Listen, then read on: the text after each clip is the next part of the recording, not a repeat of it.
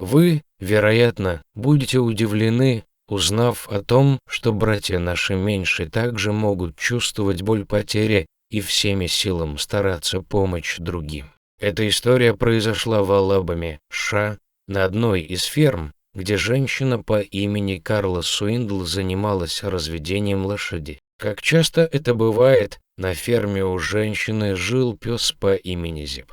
Обычный беспородный писель работал звоночком, но, как оказалось, Зип был не совсем обычным. Он сумел помочь там, где другие лишь руки разводили. Хотя, неудивительно, ведь собаки могут дружить даже с кошками. Однажды на ферме Карлы одна лошадь по имени Синди принесла долгожданное потомство маленького жеребенка, которого назвали Тай. К сожалению, роды были трудными, и Синди не выжила, умерев через несколько дней после рождения Тая. Малыш сильно переживал смерть своей матери. Со временем Тай замкнулся в своем горе и перестал есть, пить и выходить из своего загона. Как известно, лошади социальные животные и часто живут одной дружной семьей. По словам Карлы, жеребенка можно было кормить из бутылочки, давать ему вкусную травку, но заменить мать-лошадь она не могла.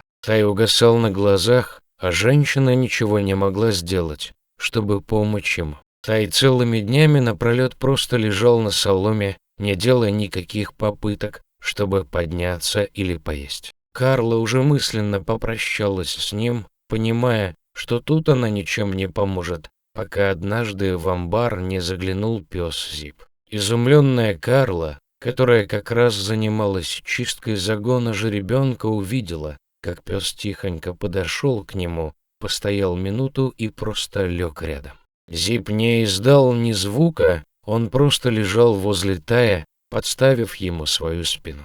Пролежав безмолвно несколько минут, Зип неожиданно издал тихий скулящий вой, он как будто понял, что чувствует жеребенок, и разделял с ним его горе. Карла тихо вышла, украдкой утирая тяжелые слезы, такой случай она видела впервые. После этого случая Зип начал приходить к загону Тая каждый день. По словам Карлы, Зип и раньше проявлял интерес к новорожденным жеребятам, но никогда не подходил к ним слишком близко. Также женщина, смеясь, добавила, что Зипу настолько не терпелось увидеть своего друга, что он прибегал к ней и буквально тащил ее в загон Тая, чтобы она побыстрее его открыла. Сначала Тай не реагировал на Зипа, но со временем он привык к маленькому песику и начал с ним сближаться. Зип вылизывал грустную мордаху Тая, а тот в ответ укладывал свою голову на спину друга.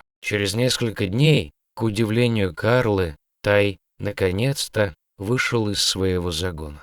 Разумеется, Зип был рядом с ним, не отходя ни на шаг. Жеребенок и пес настолько сдружились, что уже не гуляли друг без друга. Когда Зип приходил с Карлой к загону Тая, то радостно гавкал, предупреждая о своем приходе. Тай в ответ издавал громкое ржание и начинал стучать в ворота сарая, требуя их открыть. После того, как друзья оказывались вместе, они начинали бегать, прыгать и вопить на всю округу.